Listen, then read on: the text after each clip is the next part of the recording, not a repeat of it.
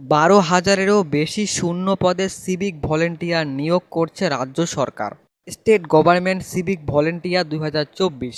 পশ্চিমবঙ্গের যে সকল বেকার যুবক যুবতীরা চাকরির জন্য প্রস্তুতি নিচ্ছে তাদের জন্য রাজ্য সরকারের তরফে রইল দারুণ সুখবর।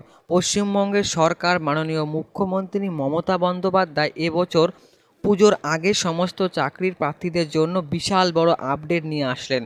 বেশ কিছু সূত্র অনুযায়ী জানা যাচ্ছে যে এবছর দুর্গাপুজোর আগে প্রায় 12,000-এরও বেশি শূন্য পদে নতুন কর্মী নিয়োগ করছে মমতা বন্দ্যোপাধ্যায়। শিক্ষাগত যোগ্যতা কি এখানে আবেদন করার জন্য যে কোনো শিক্ষা প্রতিষ্ঠান থেকে সামান্য মাধ্যমিক পাশ করলেই কিন্তু হবে। বয়সের সীমা কত? আগ্রহীদের বয়স ন্যূনতম 18 হলেই এখানে আবেদন করতে পারবে। দক্ষতা কি? যদি আগে থেকে সিভিক ভলেন্টিয়ার কাজে অভিজ্ঞতা থাকে তাহলে এর উচ্চ পোস্টে কিন্তু কাজ দেওয়া হবে। আবেদন পদ্ধতি কি? আগ্রহীরা এখানে অনলাইন বা অফলাইনে দুটির মাধ্যমে আবেদন করতে পারবে, কিন্তু এখনও পর্যন্ত আবেদন প্রক্রিয়া শুরু হয়নি।